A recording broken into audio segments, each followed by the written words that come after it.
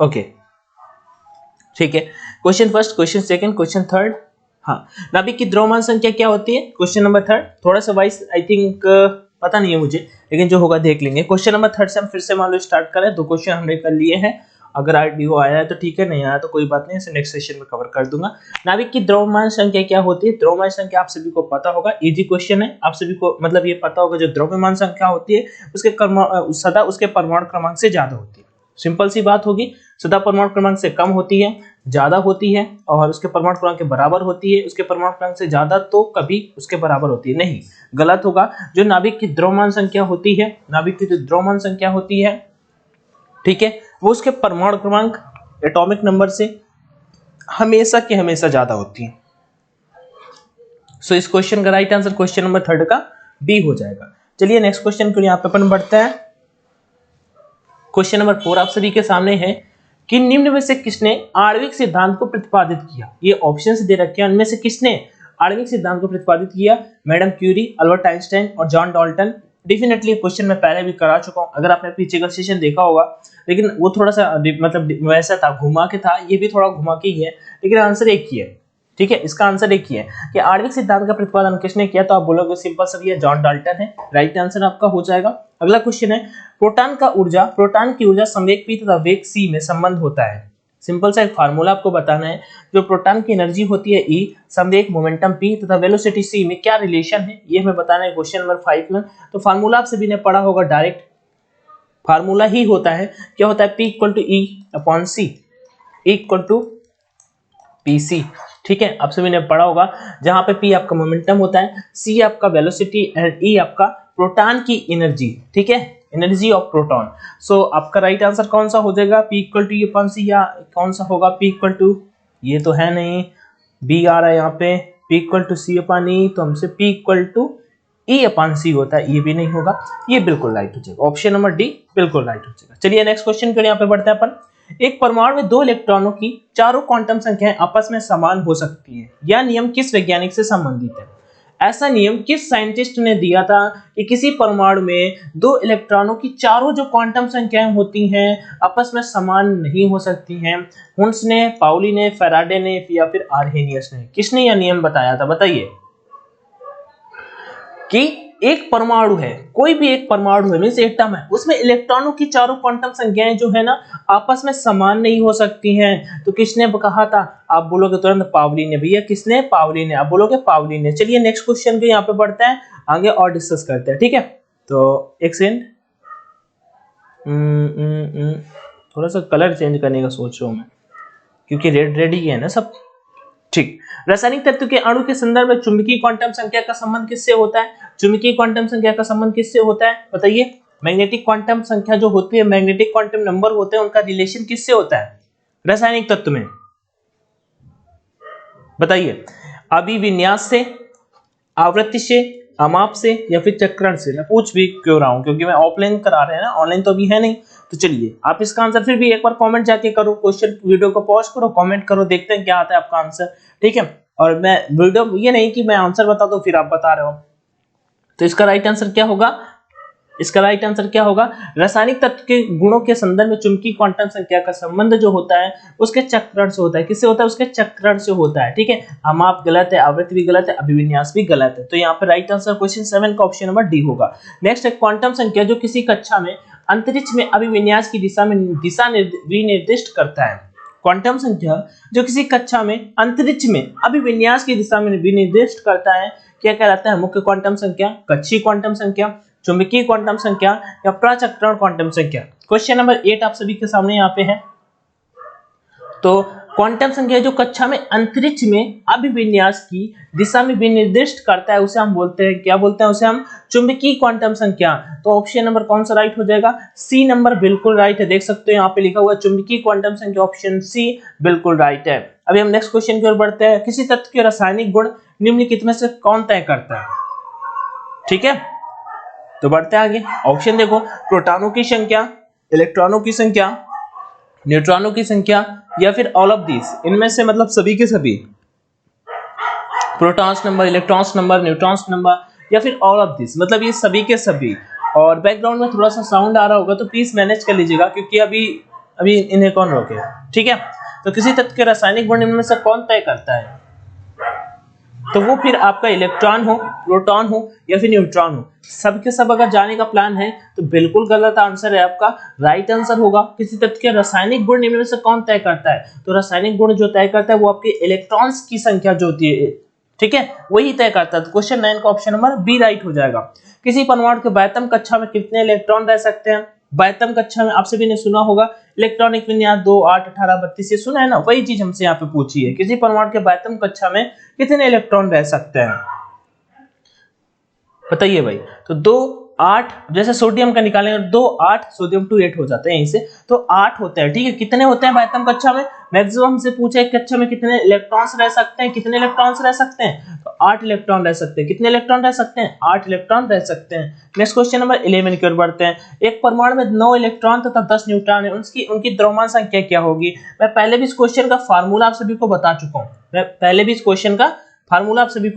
हूँ, question number 11 आप सभी के सामने है, ठीक है। कि यहाँ पे परमाणु दे रखा है हमें, यहाँ पे हमें दे रखा है इलेक्ट्रॉन्स दे रखे हैं और हमें न्यूट्रॉन दे रखा है। सिंपल सा क्वेश्चन है। मैंने आपको बताया था कि जो द्रव्यमान संख्या होती है वो आपका प्रोटॉनों की संख्या पर न्यूट्रॉनों की संख्या के इक्वल होती है, ठीक है। और जो आपके न्यूट्रॉन जो आपके इलेक्ट्रॉन होते हैं वो प्रोटॉन के इक्वल होते हैं। प्रोटॉन, इलेक्ट्रॉन एंड आपका परमाणु क्रमांक मान लो सबके सब इक्वल हो जाते हैं। तो सिंपल सा फार्मूला यही लगा दें, P+Z आप यहाँ पे लगा दीजिए। इलेक्ट्रॉन मतलब लिखना है Z की जगह पे, तो मतलब न्यूट्रॉन की, और प्रोटॉन की जगह पे, तो 10, 9, 10, 9, 19 आपका राइट आंसर हो जाएगा। अगला क्वेश्चन बढ़ते हैं नेक्स्ट की। यहाँ पे 98 रेडियम 226 रेडियम के नाभिक में न्यूट्रॉन और प्रोटॉनों की संख्या क्या होती है। आप सभी को मैंने पहले भी बताया, ये आपका समस्थानिक, ये आपका संभारिक, समस्थानिक नाभिक में न्यूट्रॉनों की संख्या क्या होती है, ठीक। समस्थानिक मतलब क्या होता है, इसमें प्रोटॉनों की संख्या समान होती है। लिख लीजिएगा, आप चाहें तो लिख सकते हो समस्थानिक, जिसे इंग्लिश में आइसोटोप्स बोलते हैं, ठीक है। समस्थानिक होते हैं जो उसमें प्रोटॉनों की संख्या समान होती है, और उसका जो आपका समभारिक होता है, उसमें न्यूट्रॉनों की संख्या समान होती है, ठीक है। सॉरी, द्रव्यमान संख्या, हाँ, द्रव्यमान संख्या समान होती है, और जो सम न्यूट्रॉनिक होता है, न्यूट्रॉनिक संख्या इसमें द्रव्यमान संख्या समान होती है, ठीक है। तो वही चीज हमें यहाँ पे पूछा गया। तो क्वेश्चन नंबर आ जाएगा आपका, रेडियम के नाभिक में न्यूट्रॉन और प्रोटॉनों की संख्या क्या है। क्वेश्चन नंबर 12 काफी इजी है, आप सभी को देखते ही पता चल जाना चाहिए। सिंपल सा, प्रोटॉन तो देखो नीचे वाले होते हैं, मैंने आप सभी को पहले ही बता दिया, प्रोटॉन तो नीचे वाले होते हैं, ऊपर आपकी द्रव्यमान संख्या होती है। अब यहाँ से आपको समझ में आ जाना चाहिए कि आपका जो फार्मूला होता है, द्रव्यमान संख्या बराबर फार्मूला ही होता है आपका, द्रव्यमान संख्या बराबर फार्मूला ही होता है प्रोटॉनों की संख्या मतलब न्यूट्रॉनों को यानी लिख देते हैं, ये फार्मूला होता है। मैंने आप सभी को बताया कि जो नीचे होते हैं, ठीक है, जैसे 1H1 आपने लिखा या 1H2 आपने लिखा, ठीक है, तो ये आपका परमाणु क्रमांक होता है, ये आपका परमाणु क्रमांक होता है। परमाणु क्रमांक ही तो प्रोटॉनों की संख्या होता है, तो आप तुरंत ये वाला लगा दो कि एक तो आपका 88 आएगा, तो 88 देखो यहाँ पे, लेकिन बाद में प्रोटॉन पूछ रहा है, पहले न्यूट्रॉन और बाद में प्रोटॉन, तो 88 बाद में ही आएगा, तो 2 ऑप्शन तो यहाँ पे खत्म हो गए। अब बचे ये और ये। अब देखो यहाँ पे 226 ये है आपका द्रव्यमान संख्या, जबकि ये है आपका प्रोटॉनों की संख्या। तो सिंपल है, उसमें उसको सब्सट्रैक्ट कर दीजिए, ठीक है। उसमें मतलब कि जो आपको द्रव्यमान संख्या आएगी, आपका द्रव्यमान संख्या ऊपर दे रखा है, इसमें आपको प्रोटॉनों की संख्या को सब्सट्रैक्ट कर देना है। तो भैया 226 में 8 8 8 घटा देंगे तो कितना आ जाए 16, 8 11 8 गया 3, और इधर बचेगा कितना 1, 138 आपका राइट आंसर होगा। ऑप्शन नंबर ए बिल्कुल राइट है, खत्म। अगला क्वेश्चन 13, किसी तत्व के परमाणु में 2 प्रोटॉन 2 न्यूट्रॉन तथा 2 इलेक्ट्रॉन है, उस तत्व का द्रव्यमान संख्या कितनी होगी। 2 प्रोटॉन तथा 2 न्यूट्रॉन तथा 2 इलेक्ट्रॉन है। सिंपल सा क्वेश्चन, इलेक्ट्रॉन और प्रोटॉन सेम ही होते हैं, 2 न्यूट्रॉन है यहाँ पे, तो आप इन दोनों को बोल दोगे भैया प्रोटॉन न्यूट्रॉन ऐड हो जाएंगे तो अपनी द्रव्यमान संख्या आ जाएगी, तो आप तुरंत 4 आंसर लगा दोगे। अगला क्वेश्चन, इलेक्ट्रॉन की संख्या क्या होगी। इस क्वेश्चन देख के डरना नहीं, बिल्कुल सिंपल सा क्वेश्चन, ये जो प्रोटॉनों की संख्या होती है वही तो इलेक्ट्रॉनों की संख्या होती है। 19 नंबर पे मतलब 14 नंबर पे कि जो प्रोटॉनों की संख्या होती है वही तो इलेक्ट्रॉनों की संख्या होती है। यहाँ पे पोटेशियम दे रखा है ऐसा करके, तो आप सिंपल से बोलोगे भैया यही राइट आंसर हो जाएगा 19, ठीक है। अब मान लो ये द्रव्यमान संख्या दे रखा है, चलो द्रव्यमान संख्या, अगर इससे आपको प्रोटॉनों की संख्या पूछ देता तो भी आप 19 बताते, ठीक है। अगर आपसे परमाणु क्रमांक पूछ देता तो भी आप 19 बताते, आपसे इलेक्ट्रॉनों की संख्या पूछा तो भी आपने 19 बताया, आपसे अगर न्यूट्रॉनों की संख्या पूछ देता तो न्यूट्रॉन यहाँ से निकल जाते, इसमें इसको सब्सट्रैक्ट कर देना होता है, क्योंकि फार्मूला आपको पता है कि द्रव्यमान संख्या बराबर प्रोटॉनों की संख्या प्लस न्यूट्रॉनों की संख्या। तो 40 में आप 19 सब्सट्रैक्ट करते तो कितना हो जाता 21। सिंपल सा क्वेश्चन था। इस क्वेश्चन का राइट आंसर आपने क्या लगाया? B for ball. चलिए नेक्स्ट यहाँ पे 15। यदि परमाणु की तीसरी कक्षा सबसे बाहरी कक्षा हो तो उसमें इलेक्ट्रॉनों की अधिकतम संख्या हो सकती है। जो इलेक्ट्रॉनों की तीसरी कक्षा सबसे बाहरी कक्षा हो, इस पे इलेक्ट्रॉनों की अधिकतम संख्या कितनी हो सकती है? मैंने आपको बताया था 2 8 18 32 तीसरी कक्षा मतलब 18 हो जाता है। चलिए आगे नेक्स्ट क्वेश्चन की ओर बढ़ते हैं। किसी परमाणु की परमाणु संख्या Z है, किसी परमाणु की परमाणु संख्या Z है तथा उसकी द्रव्यमान संख्या m है। इसके नाभिक में न्यूट्रॉनों की संख्या बता दीजिए। सिंपल सा क्वेश्चन आ गया। परमाणु संख्या मतलब परमाणु क्रमांक, द्रव्यमान संख्या ये है, न्यूट्रॉनों की संख्या पूछा है। फिर से वही क्वेश्चन जो फार्मूला अभी तक बताता चला रहा था वो इसमें इन्होंने फार्मूला ही पूछ दिया। तो आप सिंपल से बोल दोगे कि अब m इधर है, इधर मान लो प्रोटॉन होते हैं न्यूट्रॉन होते हैं, लेकिन यहाँ पे इन्होंने मान लो प्रोटॉन को Z लिख रखा है और न्यूट्रॉन को हम ये नहीं लिख देते हैं। तो भैया हमसे पूछा न्यूट्रॉनों की संख्या क्या होगी, आप Z को इधर सब्ट्रैक्ट कर देंगे तुरंत m - Z आ जाएगा इक्वल n। तो ऑप्शन नंबर बी बिल्कुल राइट हो जाएगा कि m - Z। Okay next question. परमाणु क्रमांक 17 द्रव्यमान संख्या 35 के क्लोरीन परमाणु के नाभिक में होते हैं।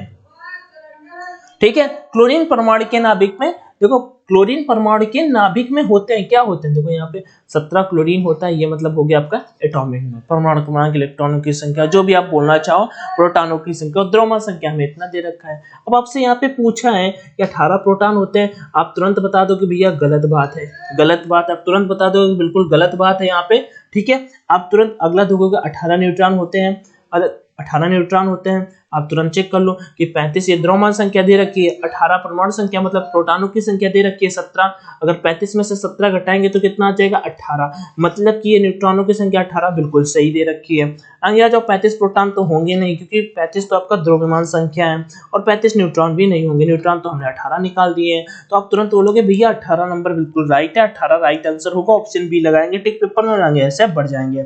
अगला क्वेश्चन, इलेक्ट्रॉनिक विन्यास संभव नहीं, से कौन सा इलेक्ट्रॉनिक विन्यास संभव नहीं है? SPDF वाला सीरीज आपको पता होगी, मैं वैसा करूंगा तो ये वाले एक सेशन ही लेके आ जाऊंगा, इसमें आपको करा दूंगा, ठीक है, पूरे के पूरे।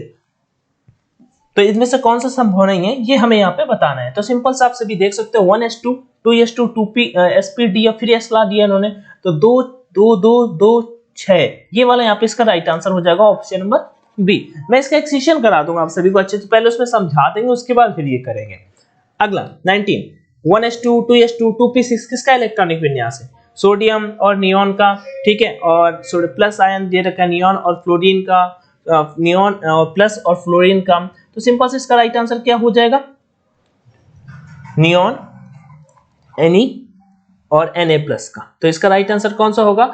ऑप्शन नंबर बी बिल्कुल राइट हो जाएगा, ऑप्शन नंबर बी बिल्कुल राइट हो जाएगा। मैं ऐसा करूंगा, इसका एक सेशन लेके आता हूँ जल्दी, अलग से एक वीडियो कराता हूँ तो फिर आप इजीली कर पाओगे। परमाणु क्रमांक वाले 20 का इलेक्ट्रॉनिक विन्यास क्या होगा? सिंपल से मैंने आपको बता रखा है 2 8 10 यही हो जाएगा आई थिंक, देख लेते हैं चल के।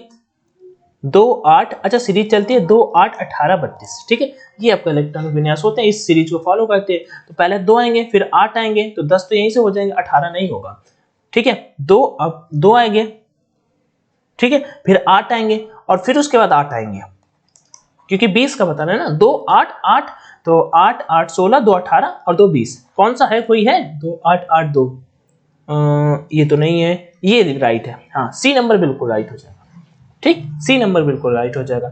अगला क्वेश्चन चलो, इनमें से कौन से इलेक्ट्रॉनिक संरूपण धातु तत्व के लिए है?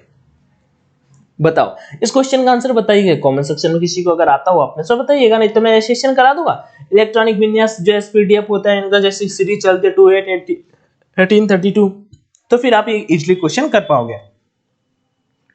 आगे बढ़ते हैं, नेक्स्ट क्वेश्चन नंबर कौन सा हुआ? 22। इलेक्ट्रॉनिक संरचना है, एल्यूमिनियम दे रखा है, तेरा इलेक्ट्रॉनिक एल्यूमिनियम 27 की संरचना है। फिर से मैंने बोला एक इजी क्वेश्चन यहाँ पे आ गया, देखो करने का तरीका क्या होता है, वही 2 8 लगाओ 10 हो गया। अब आगे क्या आ सकता है? आगे 8 नहीं जाएगा ना अगला, तो बस 2 8 3, कौन ये ऑप्शन है, ये हटा दो, ये नहीं होगा, ये काम खत्म, ये लगा दीजिए SPDF वाला सीरीज, 2 8 3 बिल्कुल राइट हो जाएगा। नेक्स्ट क्वेश्चन 22 और 23, कौन सी इलेक्ट्रॉनिक संरचना सोडियम आयन की है? सोडियम आपको वो तो याद ही होगा, hydrogen helium lithium beryllium boron carbon nitrogen oxygen fluorine neon sodium. Sodium आपका 12 होता है, सोडियम आपका 12 होता है, ठीक। 30 नंबर, सोडियम कितना होता है? 10 होता है सोडियम, शायद 10, रुको अभी देख लेता हूँ, हाइड्रोजन मुझे याद है फिफ्टी तक, helium, lithium, beryllium, boron, carbon, nitrogen, oxygen, fluorine, neon, sodium, Na, hydrogen, helium, lithium, beryllium 4, boron, carbon, nitrogen, oxygen 8, fluorine, neon, sodium. ठीक है, सोडियम संरचना, सोडियम इनमें से कौन सी इलेक्ट्रॉनिक संरचना सोडियम आयन की है? ठीक है, तो सोडियम घेरा होता है ना, तो सिंपल है 281 हो जाएगा, 821। ओके, नेक्स्ट क्वेश्चन की ओर बढ़ते हैं यहाँ पे। अगला 24 नंबर, स्वर्ण पत्र से किसके प्रकीर्णन का अध्ययन करके रदरफोर्ड ने नाभिक की खोज की थी? स्वर्ण पत्र से किसके प्रकीर्णन का अध्ययन करके रदरफोर्ड ने नाभिक की खोज की थी? तो क्या था? तो अल्फा किरणें थी, वो अल्फा किरणें थी, वो बीटा किरणें थी, वो गामा किरणें थी, एक्स किरणें थी। सिंपल से इसका आंसर हो जाएगा अल्फा किरणें थी। कौन सी किरणें थी? अल्फा किरणें थी। अगला और लास्ट क्वेश्चन आज का, जब कोई इलेक्ट्रॉन उच्च कक्षा से निम्न कक्षा में जाता है, फिजिक्स वाले कैंडिडेट इस क्वेश्चन को कर लेना चाहिए, जो फिजिक्स भी जिनका अच्छा है, क्योंकि ये क्वेश्चन तो इजी है मतलब। तो जब कोई इलेक्ट्रॉन उच्च कक्षा से निम्न कक्षा में जाता है तो ऊर्जा का उत्सर्जन होता है, ऊर्जा का अवशोषण होता है, परमाणु का आकार कम हो जाता है और उसके बाद इनमें से कोई भी नहीं। ठीक है, तो जब देखो, जब कोई इलेक्ट्रॉन उच्च कक्षा से, मतलब उच्च कक्षा से कहाँ जाता है? निम्न कक्षा की ओर जाता है, तो ऊर्जा जो होती है उसका उत्सर्जन होता है। ऊर्जा क्या होती है? ऊर्जा का उत्सर्जन होता है। इस क्वेश्चन में कहाँ पे होगा राइट आंसर? ये नहीं होगा, ये भी नहीं होगा, ऑप्शन नंबर ए बिल्कुल राइट हो जाएगा कि ऊर्जा का उत्सर्जन होता है। चलिए, तो सेशन जैसा भी लगा हो आप सभी मुझे कमेंट सेक्शन में जरूर बताइएगा। वीडियो आपको जल्दी टेलीग्राम पे मिल जाएगी। वीडियो को दोस्तों के साथ में शेयर कर सकते हो, चैनल पे फर्स्ट टाइम विजिट किया हो तो सब्सक्राइब कर सकते हो एंड लाइक करना मत भूलिएगा। बाकी थैंक यू सो मच आप सभी का। जय Hind and all the best.